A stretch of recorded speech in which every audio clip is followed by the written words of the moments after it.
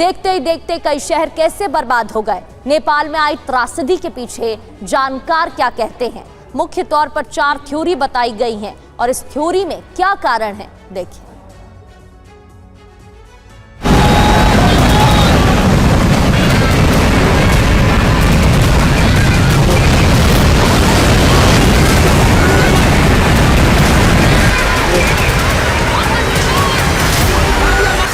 नेपाल में कुदरत का कहर, बाढ़ से हाहाकार।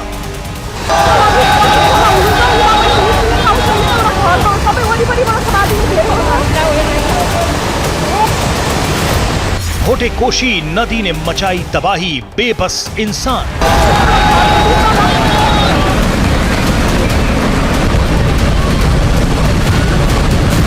पानी में बह गए घर, सड़क, पुल, 150 से ज्यादा मौत।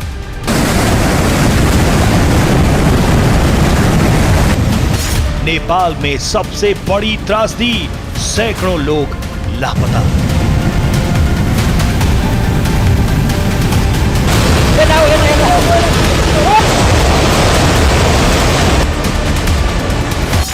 नेपाल में अचानक आई बाढ़ ने कुछ घंटे में ही बड़ी तबाही मचा दी। बाढ़ का सबसे ज्यादा असर रसुआ, नुवाकोट, धादिंग, चितवन में देखा गया। नेपाल में अचानक आई तबाही के बाद कई सवाल उठ रहे हैं कि अचानक क्या हुआ, कैसे दर्जनों पुल, सैकड़ों घर भोटेकोशी नदी में आई बाढ़ में बह गए। आखिर नदी में इतना पानी अचानक कहां से आ गया?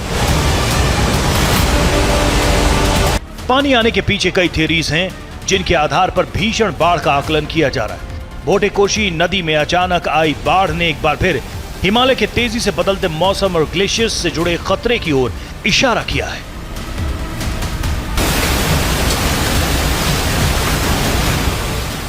पहली थ्योरी के मुताबिक तिब्बत में सुबह 4.4 तीव्रता का भूकंप आया, जिसकी वजह से बर्फ और चट्टानों का एवलांश आया। एवलांश आने की वजह से तिब्बत के केरुंग इलाके में लेंडे नदी में पानी रुक गया। उस जगह झील जैसे हालात बन गए जहां भारी मात्रा में पानी जमा हो गया। जब ये कृत्रिम झील टूटी तो अचानक भारी मात्रा में पानी भोटेकोशी नदी में आ गया। सैलाब ने भोटेकोशी और आगे त्रिशूली नदी में भयंकर बाढ़ ला दी, जिससे पुल, सड़कें और हाइड्रो इलेक्ट्रिसिटी प्रोजेक्ट ताश के पत्तों की तरह बह गए।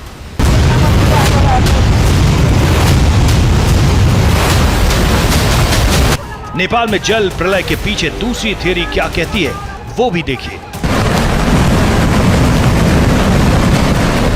वैज्ञानिकों ने ग्लोफ यानी ग्लेशियर लेक आउटबर्स्ट फ्लड की संभावना से इनकार नहीं किया है। झील में बादल फटा, जिससे झील फट गई और तबाही आ गई। झील से निकलने वाली भोटेकोशी नदी का पानी सुबह 9 बजे अचानक बढ़ने लगा।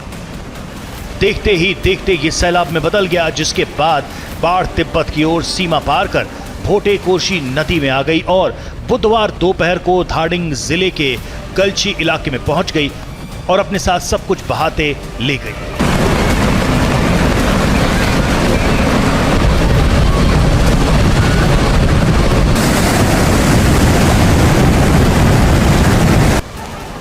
नेपाल में जल त्रासदी के पीछे तीसरी थ्योरी भी है, अब उसे समझते हैं। बर्फीले तूफान ने तबाही मचाई।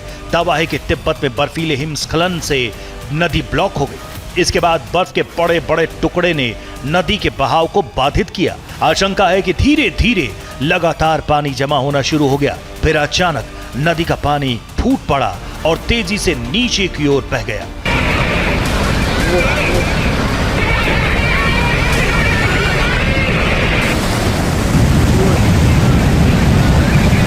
अब नेपाल में आई जल प्रलय की चौथी थ्योरी को समझते हैं। चौथी थ्योरी के तहत लोग कह रहे हैं कि ऐसी घटनाएं होती रही।